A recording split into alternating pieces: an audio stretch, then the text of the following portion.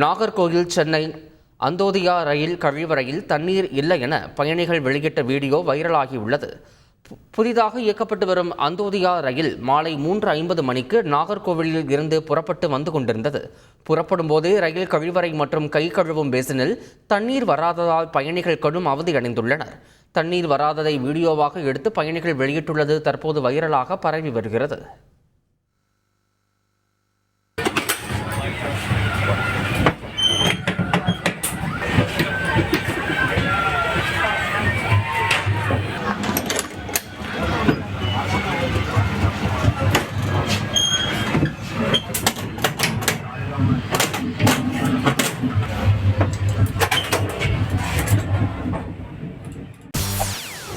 செய்திகளை உடனுக்குடன் தெரிந்து கொள்ள உடனே சப்ஸ்கிரைப் பண்ணுங்க.